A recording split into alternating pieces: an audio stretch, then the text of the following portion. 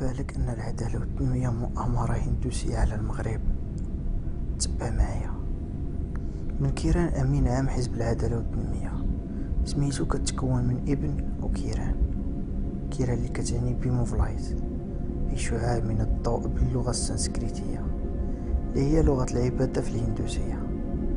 شنو هو رمز الحزب ديالو؟ المصباح. مزال ما تيقتنيش.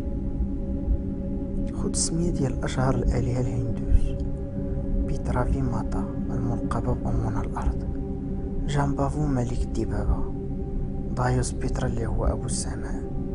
إلا جمعت الحروف الأولى ديال سميتو ماش كتلقى بي جي دي.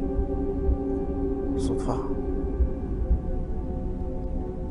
في عام 1967 أول مرة شخص بحجم نائب رئيس الهند اللي هي أكبر دولة هندوسية كيزور المغرب. وشنو وقع في نفس السنة؟ تم تأسيس حزب العدالة والتنمية.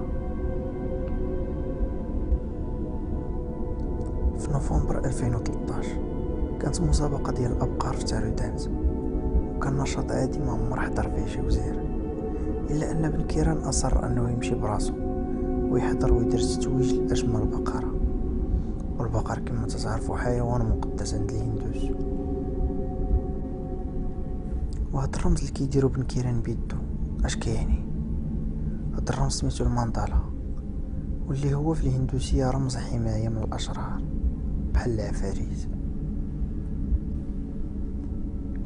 أما التماسيح اللي كل شوية كيوصف بها بن كيران الأعداء ديالو، إلا قلبنا في نظام الشاكرا الهندوسي على التمساح فغادي نلقاو أنه كيرمز للتوازن، أو بالأحرى الميزان. وشكون هو الحزب اللي رمز ديالو الميزان؟ حزب الاستقلال، أكبر أعداء حزب العدالة والتنمية.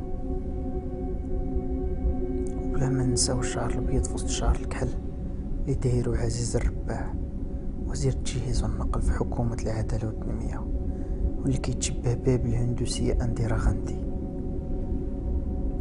أما وزير الخارجية سعد الدين العثماني اللي حتى هو عضو في حزب العدالة والتنمية، أول حاجة دارها مورا ما شد المنصب ديالو هو التباحث مع ماريشال هندي. وأخيرا، واش صدفة أن الهند ولات ومنذ تولي العدالة والتنمية أول مستثمر آسيوي في المغرب، والمغرب ولا هو أكبر مزود للهند بالفوسفات والحامض الفسفوري ما يقارب $1,000,000,000. مهم خليوها بيناتنا.